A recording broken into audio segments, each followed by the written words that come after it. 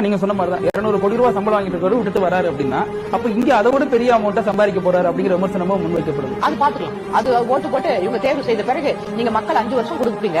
50 வருஷமா நீங்க கொடுத்து ஊழல் ஆட்சி வச்சிருக்கீங்க. ஒரு 5 வருஷம் அவருக்கு கொடுத்து பார்ப்போம். அவர் ஊழல் பண்ணாருன்னா அவர் தூக்கி எடுக்கிறதுக்கு உங்களுக்கு தான் வந்துட்டு ஓட்டு உரிமை இருக்குது. ஒரு நல்லவர் வராருன்னு சொல்லிட்டு அவர் சொல்றாரு. எல்லாருக்குமே இப்படியே 50 வருஷமா தேர்தல் அறிக்கை கொடுத்து அந்த தேர்தல் அறிக்கை நிறைவேற்றாத இந்த ஆட்சி திரும்ப திரும்ப வரணும்னு நம்ம போடும்போது யாரோ ஒரு புது மனுஷன் வராரு. அவருக்கு வந்துட்டு நம்ம ஓட்டு போட்டு பார்ப்போம். அவரும் தப்பு பண்ணா தூக்கி எறிஞ்சிடலாமே. 2 திராவிட கட்சிகளும் ஜெயிலுக்கு போன கட்சி. இப்ப இருக்கிறவரும் இப்ப இருக்கிற மந்திரியும் வருஷ கணக்கா ஜெயிலுக்கு போறாரு. எது சொத்து வந்துட்டு வருமானத்துக்கு மிஞ்சிய சொத்து சம்பாதிச்சதுல.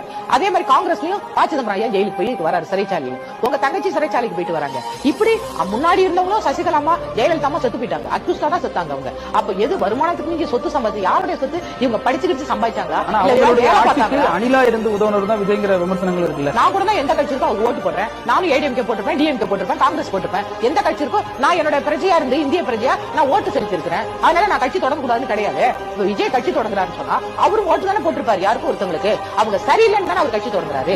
என்னுடைய மக்கள் என்ன வாழ வச்ச மக்களுக்கு நான் ஏதாச்சும் செய்யணும். இன்னைக்கு ஒரு பசியோட இருக்கானா அவங்களுக்கு சாப்பாடு கொடுக்கணும். இன்னைக்கு வேலை இல்லாம இளைஞர்கள் இருக்காங்களா படிச்சுட்டு அவங்களுக்கு ஒரு வேலை தரணும். இன்னைக்கு வீடு இல்லாம இருக்காங்களா அவங்களுக்கு வீடு கட்டி தரணும். நான் பேச மாட்டேன், யாரையும் திட்ட மாட்டேன். நான் செயல்ல காமிப்பேன். மக்களுக்கு அது போய் சேருதான்னு பாப்பேன்.